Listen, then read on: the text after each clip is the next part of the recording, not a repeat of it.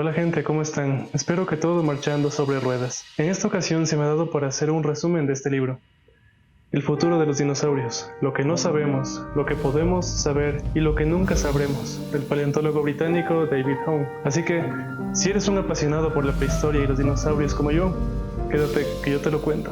Este libro busca llenar una brecha entre lo que la ciencia conoce sobre los dinosaurios y lo que el público en general cree que los paleontólogos conocen, haciendo especial énfasis en lo que no se conoce sobre estos animales y lo que el futuro puede esclarecer en base a los fósiles que esperan por ser descubiertos y al incesante avance de nuevas tecnologías que faciliten su estudio y ayuden a desvelar sus secretos. Además, el libro deja muy en claro que la aproximación que toma para tratar estas cuestiones es la del método científico, que busca siempre corregirse o validarse de acuerdo a la nueva información obtenida, y esto puede cambiar drásticamente paradigmas firmemente establecidos. Pero así es la ciencia, no busca aferrarse a una idea, más bien se apoya en la evidencia para validar o refutar esta idea. Como preámbulo, tenemos que a finales del siglo XVIII y principios del XIX, sobre todo en Europa, salieron a la luz numerosos hallazgos de criaturas desconocidas que empezaron a entretener la mente tanto de naturalistas como del público en general, y reforzaron la idea de que la Tierra era más antigua de lo que se concebía, y que existieron y se extinguieron grupos enteros de animales durante todo ese tiempo. De entre estos hallazgos, empezaron a destacar aquellos provenientes de grandes reptiles terrestres, que debido a que eran nuevos para la ciencia y a una falta de contexto apropiado, los anatomistas que los describieron lo hicieron con una marcada apariencia cuadrúpeda, similar a las iguanas y lagartijas actuales. Sin embargo, no fue hasta 1842 que el término dinosauria fue acuñado por el célebre anatomista inglés Richard Owen, reconociendo que estos enigmáticos reptiles pertenecían a un grupo completamente propio y novedoso. Para entonces, apenas se habían descrito 3 géneros: Iguanodon, Megalosaurus e Ileosaurus, todos ellos representados por restos muy fragmentados, lo que hablaba mucho de la perspicacia y pericia de Owen para reconocer con acierto que pertenecían al mismo y novedoso grupo. Desde entonces, se empezaron a reportar cada vez más hallazgos de estos animales, no solo en Europa, sino también en Norteamérica, y eventualmente en lugares tan exóticos como Tanzania, Mongolia y Brasil, lo que permitió entender que se trataba de animales bastante diferentes a la concepción inicial de lagartijas gigantes que se tenía, pero también encendió un acalorado debate con relación a su fisiología e historia natural. ¿Eran de sangre caliente o fría? ¿Por qué eran tan grandes? ¿Por qué se extinguieron? Todo este estímulo intelectual promovió el desarrollo de nuevas disciplinas y tecnologías que, paradójicamente, lejos de responder todas estas incógnitas, han dado lugar a más preguntas que respuestas, lo cual es algo muy positivo, pues así es como avanza el conocimiento. Y es que, desde el siglo XIX, se han descrito más de 1000 especies de dinosaurios, representadas por fósiles de variable estado de conservación, provenientes de todos los continentes. Algunos de ellos, como veremos, conservan las impresiones de tejidos tan delicados como plumas y órganos internos, hasta embriones y posible material orgánico como proteínas. El autor elige tratar primeramente el tema de la extinción, pues fascina todavía la abrupta desaparición de estos increíbles animales, y aunque parezca ridículo, se han sugerido ideas tan descabelladas para explicarla, que van desde invasión alienígena hasta senectud y esterilidad. Afortunadamente, en el ámbito académico, se han propuesto desde un inicio explicaciones para este fenómeno, como radiación cósmica y glaciaciones. Pero no fue hasta 1980 que Luis y Walter Álvarez propusieron la hipótesis de que la extinción masiva se dio a causa del choque de un asteroide de gran tamaño contra el planeta. ¿Cómo llegaron a esta conclusión?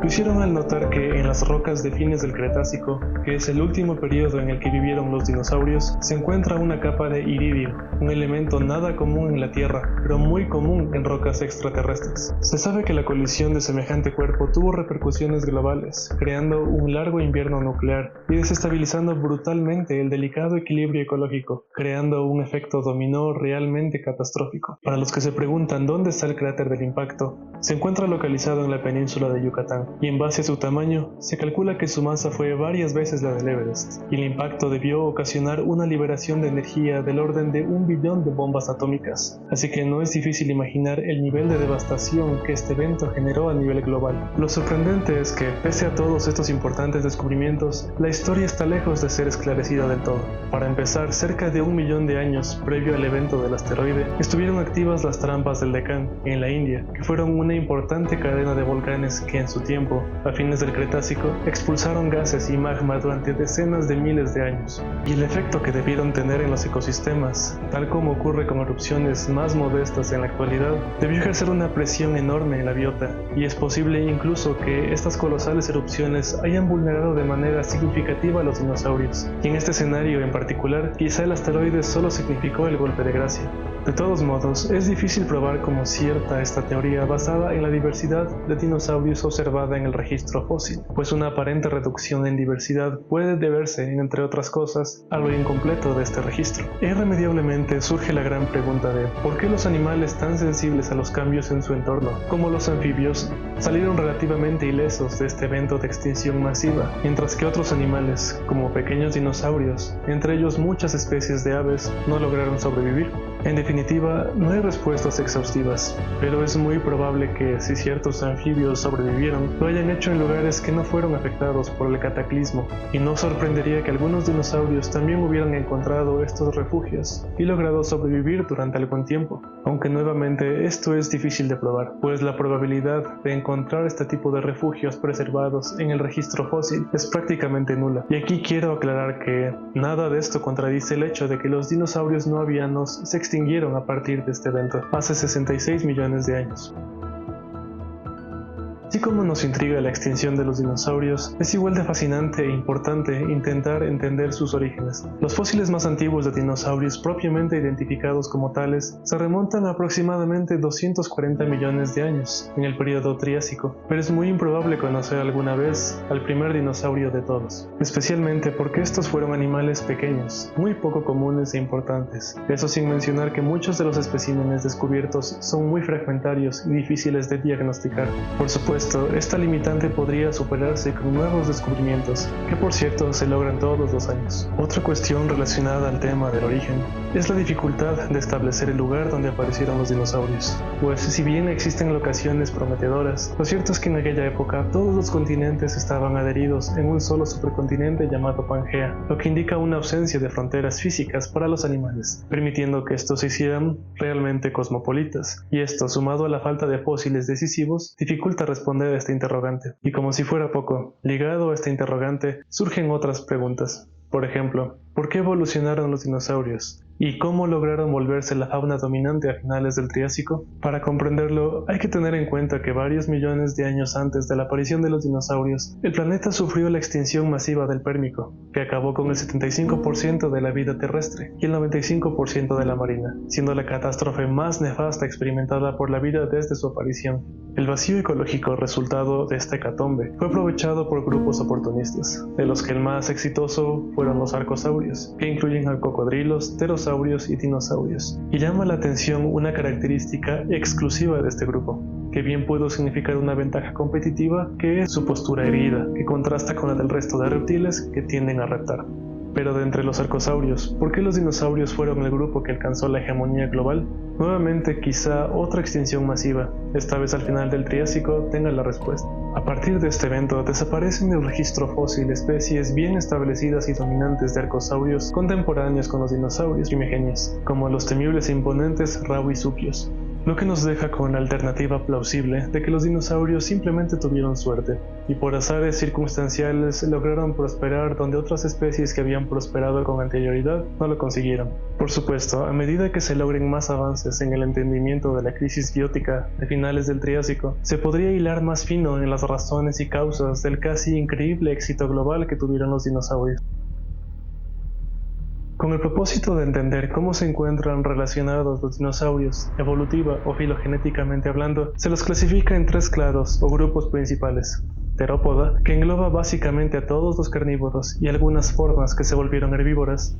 Sauropodomorpha, que engloba a los enormes cuadrúpedos de cuello y cola largos y sus más modestos antepasados bípedos, y Ornithischia, que engloban a los dinosaurios con crestas, cuernos, mazos y armaduras, todos ellos herbívoros. Esta agrupación, cabe aclarar, no se establece solo por conveniencia, sino que refleja grupos naturales unidos por un ancestro común. Aun cuando estas relaciones entre grupos principales se han mantenido consensuadas a lo largo del tiempo a nivel más exclusivo, es decir, de familias, la situación se vuelve un tanto más picante. Por ejemplo, resulta complicado determinar qué grupo está más cercano evolutivamente a las aves, si los troodóntidos o los dromeosaurios, pues los diversos análisis filogenéticos les conceden igual probabilidad a ambos. Y es curioso que ambos grupos hayan tenido en sus filas a animales capaces de planear, lo que dificulta enfocarse en un grupo específico para resolver problemas tan importantes como la aparición del vuelo en las aves. Este tipo de problemas taxonómicos son más sencillos de resolver con animales actuales, donde los cladogramas obtenidos han incluido la comparación entre genomas. Pero con animales extintos hace mucho tiempo, como los dinosaurios no avianos, no hay esperanza de obtener material genético, a pesar de lo que Hollywood pueda haber sugerido. Entonces la única información con la que resta trabajar es la anatómica, que si recuerdan, raramente se encuentra completa en los fósiles. Lo tocante a este tema es de aplaudir que a pesar de tales limitantes, sea posible tener una idea muy clara y certera de las relaciones evolutivas entre diferentes grupos de dinosaurios. El autor ahora nos invita a centrarnos en la preservación fósil. Ya había mencionado que los restos fósiles, que a menudo se recuperan, suelen ser muy frágiles, deformados y fragmentarios. Pero incluso en este estado, tanto el fósil como el entorno en el que se lo encuentra puede brindar información valiosísima sobre el lugar y las circunstancias que tuvieron que darse para permitir la formación del fósil. La disciplina que estudia estos procesos se llama tafonomía. Asimismo, gracias al estudio de estos procesos post-mortem, sabemos que la formación de un fósil necesita, a breves rasgos, que el espécimen sea cubierto por sedimento rápidamente para evitar la destrucción ocasionada por carroñeros. Consecuentemente, esta condición pudo verse exacerbada por el ambiente circundante. Por ejemplo, será más factible la fosilización en lugares secos, como un desierto, que en lugares muy húmedos, como una selva tropical. Otros lugares como los lagos o aguas anóxicas también son candidatos idóneos para preservar de mejor manera los restos. Los mejores fósiles son aquellos que se forman en ambientes acuosos con muy poco movimiento y donde el sedimento que los entierra es muy fino, como por ejemplo la ceniza volcánica. Ambientes así permiten preservar estructuras blandas con un detalle y fidelidad impresionante, y se pueden apreciar plumas, piel, vísceras e incluso estructuras a nivel celular. Estos yacimientos, que muestran fósiles excepcionalmente conservados, se denominan Lagerstätten y son una ventana directa al pasado. Y cabe decir que con el paso de millones de años, y bajo el efecto del dinamismo geológico del planeta, los fósiles tienden a distorsionarse terriblemente. El mejor ejemplo de esto son las huellas, que pueden lucir mucho mayores de lo que fueran originalmente, o más pequeñas inclusive, hasta el punto de que no coincida siquiera con la pata que la imprimió. No obstante, pese a estas distorsiones naturales, se puede identificar sin mayor dificultad si el autor fue algún terópodo, saurópodo u otro tipo de dinosaurio. Y estas huellas pueden ser útiles para determinar la locomoción del animal, su velocidad o si viajaban en grupos. Y ya que hablamos de fósiles, ¿qué es lo que le sucede al fósil una vez desenterrado y enviado a un museo? Uno podría pensar que un fósil en un museo estaría a salvo y bien catalogado, listo para su estudio. Pero lo cierto es que incluso en estos lugares, los fósiles pueden sufrir mucho daño, incluso hasta perderse o desintegrarse si son demasiado frágiles, o resultar corrompidos por prácticas obsoletas de preparación y negligencia en su manejo. Todo esto en conjunto lleva a la pérdida absoluta de información que pudo resultar crucial. Afortunadamente se procura trabajar con metodologías de registro más confiables y menos destructivas, como escanear los especímenes y crear réplicas exactas, así como registrar fotográficamente y mapear los yacimientos, tratando de capturar la mayor cantidad de detalles. Siendo así, afortunadamente hay esperanza para conservar el patrimonio paleontológico. El libro ahora se presta a discutir el tema de la diversidad de los dinosaurios y hace una comparación muy interesante que pone en perspectiva lo que sabemos respecto a estos animales. Para dar algo de contexto, existen cerca de 7.000 especies de mamíferos, 14.000 de reptiles y 10.000 de aves, que da cuenta de la diversidad en este punto particular de la historia de la vida. Imaginemos cuántas especies de dinosaurios pudieron existir, sin contar las aves, en los cerca de 200 millones de años que anduvieron por el planeta, y solo conocemos cerca de 1.500 especies, es decir, apenas hemos rascado la superficie de un iceberg colosal y profundo. Y es que los dinosaurios no solo fueron un grupo increíblemente diverso, sino también considerablemente dispar en cuanto a su plan corporal, aunque menor que la disparidad observada en los mamíferos, que tienen formas tan dispares como murciélagos por un extremo y ballenas por otro. Dicho esto, es bastante complicado calcular a ciencia cierta la cantidad probable de especies de dinosaurios que existió, porque no solo depende de la obtención de nuevos especímenes, sino también de los parámetros que los investigadores utilicen para clasificar al espécimen, y darle así, en algunos casos de manera precipitada, la categoría de nuevo género o especie. Asimismo, trabajar únicamente con fósiles dificulta este trabajo, pues patrones etológicos como su comportamiento y la imposibilidad de trabajar con material genético solo nos deja con la única opción posible, la anatomía, que siendo útil, tiene sus propias limitantes insalvables. Y lamentablemente, áreas que producen una enorme diversidad, como islas volcánicas y selvas tropicales, no son lugares propicios para la formación de fósiles, y esto produce una enorme brecha en nuestro conocimiento sobre la diversidad real que tuvieron estos animales. Y a pesar de esta realidad algo sombría, cada año se describen varias nuevas especies, de modo que el prospecto de que decline la tasa de nuevos descubrimientos es todavía bastante improbable. A continuación, el autor discute un poco sobre los patrones evolutivos de los dinosaurios y qué presiones los causan. Primero, hace énfasis en que la evolución de una especie no es algo que tiene un carácter predictivo y puede ocurrir relativamente rápido en circunstancias específicas. Está claro que los dinosaurios empezaron como animales pequeños, pero a lo largo de su evolución y aumento en diversidad, se observa un patrón muy claro con una tendencia al gigantismo, una y otra vez, y de manera independiente en cada grupo, y destaca que el único grupo que optó por la estrategia opuesta fue el de las aves. En adición a esta particular tendencia generalizada hacia el gigantismo, observamos que los géneros más grandes aparecieron en las últimas etapas de su dominio en la Tierra. Tomemos por ejemplo a Tyrannosaurus entre los terópodos o Argentinosaurus entre los saurópodos, y a Triceratops entre los ceratopsios, alcanzando en todas estas formas quizá los límites tanto ecológicos como biomecánicos para ser organismos funcionales. Y es posible que una de las razones por la que los dinosaurios, exceptuando las aves, tendieran a crear especies cada vez más grandes es debido a que ocuparon nichos previamente desocupados o carentes de demasiada competencia. Esto sería lo opuesto a los nichos ocupados por animales de tamaño inferior a unos pocos kilos, como los mamíferos, anfibios y varias especies de reptiles que todavía los siguen monopolizando actualmente. Volviendo a las aves, es notable la predisposición del clado a hacerse cada vez más livianas y pequeñas. Esto obviamente tiene que ver con la aparición del vuelo y las adaptaciones aerodinámicas y fisiológicas del vuelo.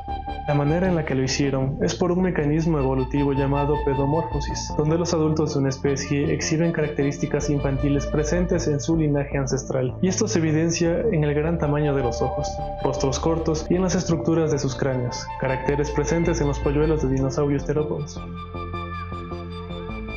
Pasamos ahora a tratar sobre los hábitats y medioambientes que esculpieron la vida y evolución de los dinosaurios. Existe la clásica, aunque obsoleta idea de que los dinosaurios se limitaron a vivir sumergidos en pantanos o en sus alrededores, pero la cada vez mayor cantidad de fósiles descubiertos indican que los dinosaurios habitaron en todo tipo de ambientes, desde bosques tropicales hasta desiertos y zonas nevadas. Además, se sabe que en el Mesozoico la Luna estaba más cerca de la Tierra, lo que suponía noches más brillantes y mareas más altas, con sus respectivas implicaciones en la fauna y flora de la época. Igualmente, hay que tener en cuenta que plantas tan comunes actualmente como las angiospermas recién aparecieron en el Jurásico, y no fue hasta el Cretácico que se diversificaron e hicieron comunes. Otra planta que era apenas visible en el Mesozoico fue el pasto, por lo que, como te puedes imaginar, la flora era similar en algunos aspectos, pero bastante diferente en otros. Regresando la atención a los dinosaurios, es seguro que muchos grupos tuvieran una amplia distribución, pero debido a la limitante del registro fósil, solo se cuentan con algunos casos puntuales de los que se conoce más o menos a ciencia cierta su distribución. Hablemos nuevamente de Tyrannosaurus, cuyos restos indican que habitó desde Canadá hasta Nuevo México, pero como intuirás, para la mayoría de especies conocidas, es muy difícil determinar qué tan cosmopolitas o endémicas podían ser, y se sabe que ciertos grupos de dinosaurios migraban, entre ellos los hadrosaurios y los saurópodos. ¿Cómo podemos saber que migraban? Específicamente lo sabemos por la composición del esmalte de sus dientes, que muestra una proporción cambiante de isótopos que da cuenta de los lugares donde creció el animal, los lugares que visitó y el lugar donde finalmente murió. Y esta variación en la ratio de isótopos en el esmalte dental muestra que el animal cubría grandes distancias y ambientes con mucha frecuencia. Hasta hace poco mencioné que la flora en el Mesozoico fue bastante particular, y algo diferente al actual, aunque a medida que avanza el Cretácico se aprecian géneros y familias presentes hoy en día.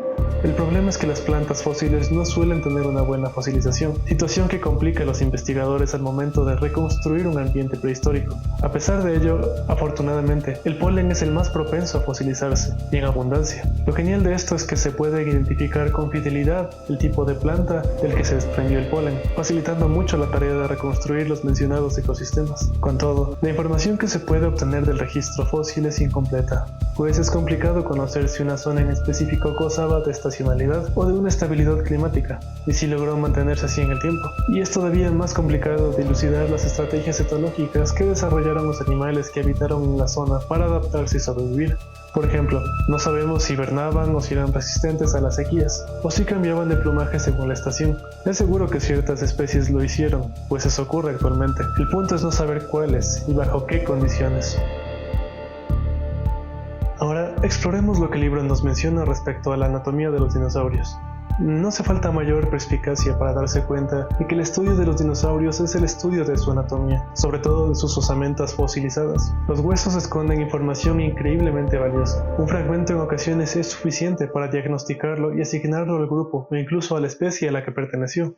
Dicho esto, sobra decir que los paleontólogos necesitan y tienen un profundo conocimiento anatómico que les facilita conocer e inferir muchas propiedades y comportamientos, como por ejemplo, en base a la longitud y proporción de las extremidades del animal, se puede calcular la velocidad del mismo, y saber si eran caminantes eficientes o eran corredores explosivos.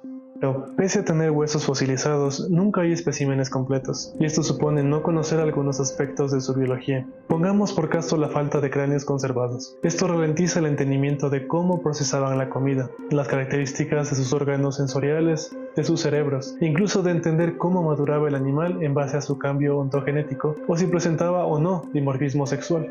Es más, cuando se encuentran cráneos, estos usualmente presentan distintos grados de deformación por acción de los procesos geológicos que ocurrieron desde el enterramiento del cadáver. Por suerte, se están perfeccionando softwares que ayudan a los expertos a reconstruir estas estructuras y llegar a lo más cercano que debieron lucir cuando el animal estuvo vivo. La cola, por ejemplo, es otra parte que generalmente no se conserva bien, y la falta de ella puede hacer que caigamos en suposiciones muy genéricas o erróneas, como ocurrió con las diversas reconstrucciones de Spinosaurus, que se han ido perfeccionando con nuevo material descubierto, pero que todavía dista mucho de ser completo. Más difícil aún es encontrar restos o rastros de órganos o tejidos blandos, como músculo, piel o intestinos, aunque lo increíble es que sí existen, sobre todo impresiones de piel, y en el caso del pequeño terópodo Scipionyx se conserva todo su tracto digestivo. Pero sería mucho más trascendental encontrar un equivalente saurópodo u ornitisquio, pues así se podría entender de mejor manera cómo digerían los herbívoros el alimento, así como saber a ciencia cierta qué plantas comían, qué plantas evitaban y su eficiencia al momento de procesarlas. Avanzando en el libro, llegamos a un capítulo que va de la mano con lo recién expuesto, y se enfoca en el movimiento y en la biomecánica de los dinosaurios. Cabe recordar que los animales actuales pueden servir en varios casos como modelos para entender y estudiar la locomoción de animales extintos, y desde hace varios años los científicos han echado mano de potentes softwares que permiten construir modelos anatómicos y estudiar desde cómo se movían hasta determinar el rango probable de movimiento de sus articulaciones. Y hablando de locomoción y biomecánica, una de las mayores incógnitas relacionadas a este tema tiene que ver con cuánto pesaban, porque la masa de un animal es primordial para entender su biología. Y antes de discutir sobre la masa, es bueno aclarar que gracias a los fósiles, hoy conocemos que algunos grupos de dinosaurios tuvieron huesos neumáticos, y se tiene actualmente una idea mucho más concisa del tamaño y posición de diversos músculos debido a las cicatrices de fijación que estos dejan en los huesos. Esto, sumado al estudio de animales cercanamente relacionados como las aves y los cocodrilos, facilita reconstruir la función que los músculos tenían en la locomoción de los dinosaurios. Ahora, volviendo al tema de la masa, es fundamental entender que esta pone límite al tamaño máximo que puede alcanzar un animal y seguir siendo capaz de funcionar, pues restringe el tamaño que puede tener el corazón, por ejemplo, para bombear sangre y oxigenar al resto de tejidos. También restringe el tamaño y flexibilidad que los huesos pueden alcanzar para soportar todo el peso del animal, y por supuesto, dicta la cantidad de alimento necesario para mantener todo ese organismo. El límite teórico que se asigna a los saurópodos es de 100 toneladas y a los terópodos entre las 8 y 10 toneladas. Pero tengamos presente que es muy difícil determinar el tamaño máximo de una especie basado en restos fragmentarios o muy pocos especímenes relativamente completos. Y existe siempre una variación intraespecífica, y lo más probable es que jamás encontremos al ejemplar más grande de cada especie conocida. Asimismo, los estudios anatómicos y biomecánicos han sido fundamentales a la hora de derribar viejos mitos, como la visión de que los dinosaurios caminaban en posición de canguro, arrastrando la cola. Hoy sabemos, desde hace décadas de hecho, que estos tenían una postura más bien horizontal o paralela al suelo, con la cola sirviendo de contrapeso. Y a decir verdad, por los mismos estudios, se conoce que los saurópodos podían erguirse sobre sus cuartos traseros y cola, formando una suerte de trípode. No obstante, no está del todo claro cómo actuaba su organismo para acoplarse a las tremendas presiones físicas y fisiológicas que produciría tal postura, por más momentánea que ésta fuese. La biomecánica, siendo a su vez multidisciplinaria, promete de a poco a los paleontólogos esclarecer cuestiones que a día de hoy todavía resultan espinosas, como por ejemplo, entender cuál fue el mecanismo más probable que desarrollaron los pequeños terópodos ancestrales a las aves para dar origen al vuelo propulsado, es decir, el batido por alas. Poniéndolo en otras palabras, entender si el origen del vuelo se encuentra en trepadores arborícolas que aprendieron en primera instancia a planear, o por el contrario, si ocurrió en animales que optaron por utilizar sus piernas como lanzadera para emprender vuelo desde el suelo. También se puede esclarecer si los dinosaurios eran capaces de flotar y nadar, sobre todo hablando de especies putativamente semiacuáticas, como algunos espinosaurios. Ahora, cambiando un poco de tema, de seguro están familiarizados con la clásica pregunta de si los dinosaurios eran de sangre caliente o fría.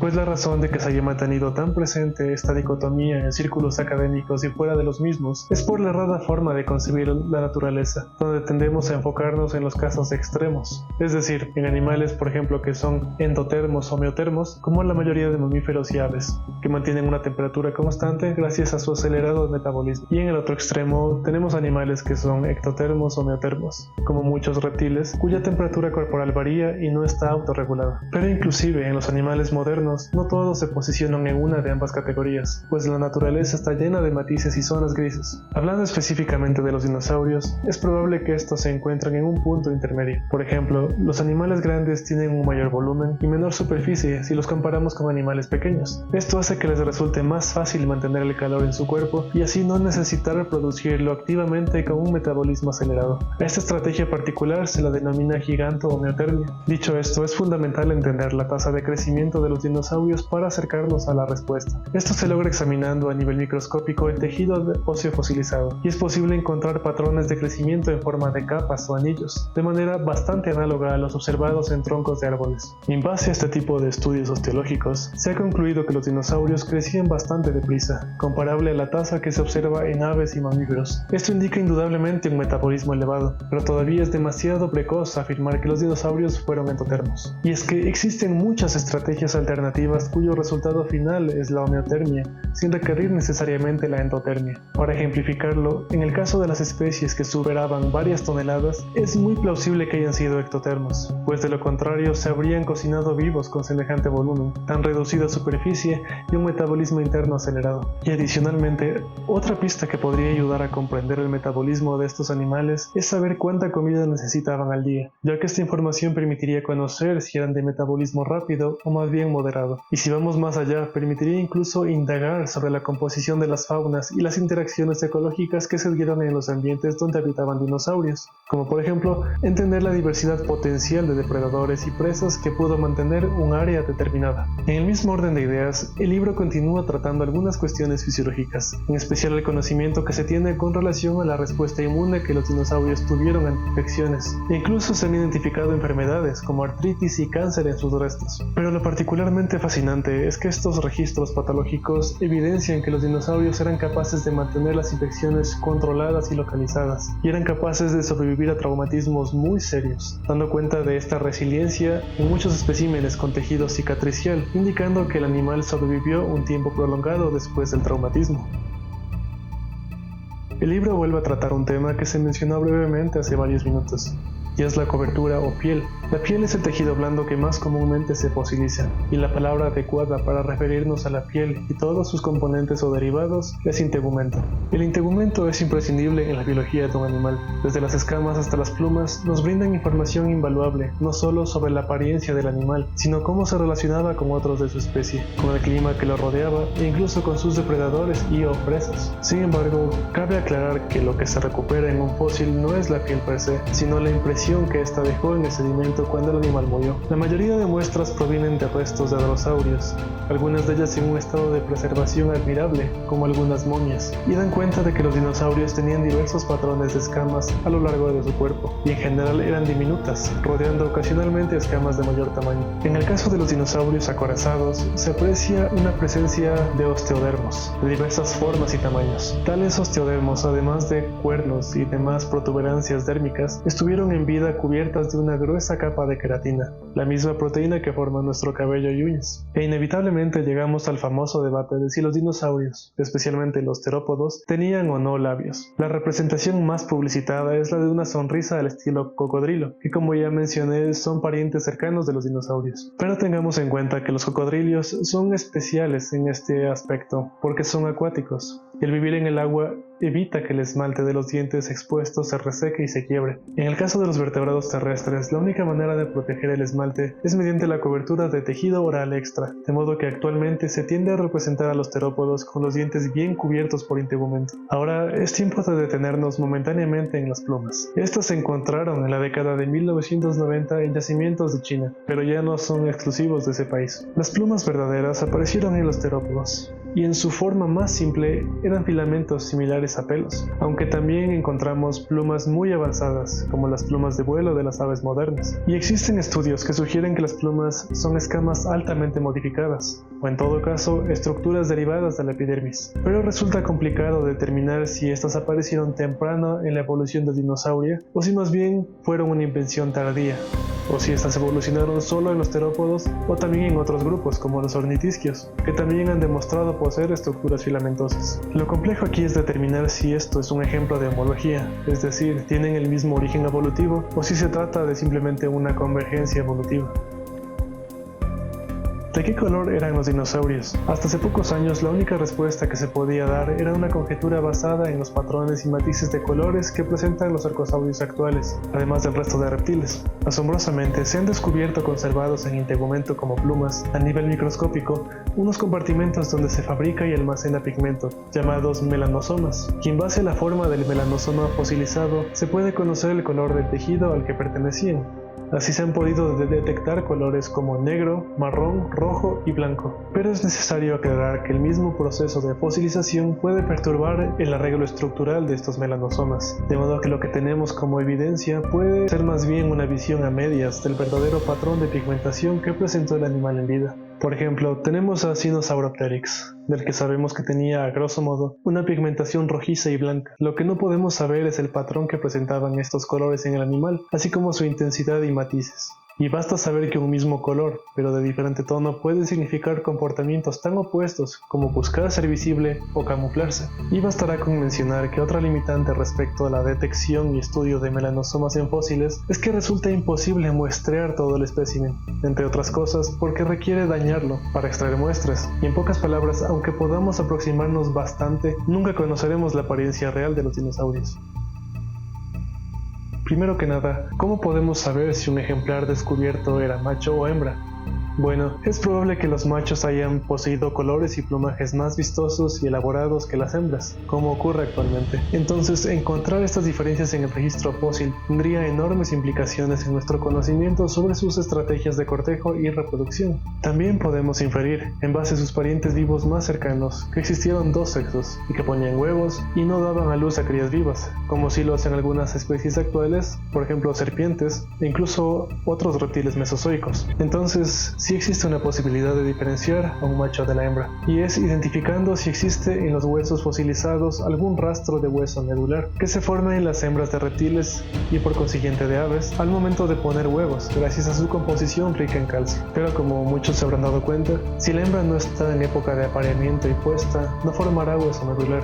y en un fósil esto hace literalmente indistinguible a una hembra de un macho. La opción que resta es encontrar algún tipo de dimorfismo sexual que diferencie a ambos sexos, pero es difícil tener algún tipo de certeza estadística con tan pocos especímenes, pues en la mayoría de los casos apenas se cuenta con uno para trabajar. Igualmente fascinante y difícil de dilucidar es intentar comprender los rituales de cortejo que de seguro muchos dinosaurios practicaron. Sabemos que la gama de plumas, cuernos, crestas, golas y demás ornamentaciones pudieron en muchos casos tener intenciones sexuales y de exhibición. En el caso de Triceratops, sus restos muestran claramente que utilizaban sus largos cuernos para combatir entre sí, así como es el caso de los tiranosaurios, que muestran heridas considerables en el cráneo, causadas por mordeduras, pero que lograron sanar. Este tipo de comportamiento intraespecífico apunta sin duda a algún tipo de ritual, quizá la lucha por el dominio de un harén o por territorio. Es francamente imposible saber si este comportamiento estuvo circunscrito a algo puramente sexual o era sencillamente algo más cotidiano. En cuanto a la puesta de huevos,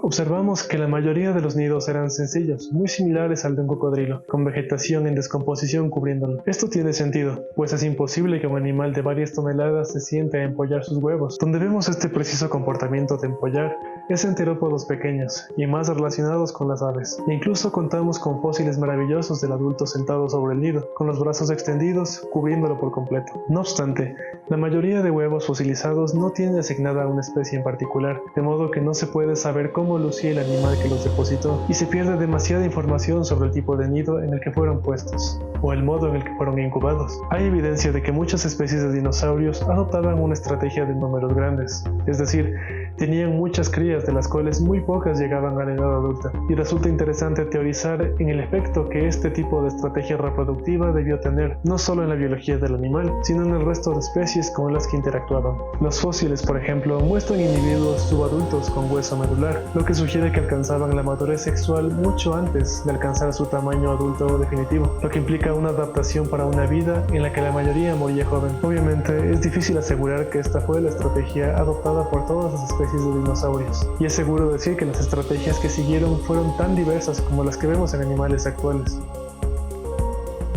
Continuando con los temas tratados en el libro, se toca uno que de seguro a muchos les ha intrigado. ¿Qué tan inteligentes fueron los dinosaurios? Para tratar de responder esta difícil incógnita, podemos intentar midiendo el cociente de encefalización, que mide el tamaño del cerebro en relación al cuerpo del animal. Pero esta medida puede ser engañosa.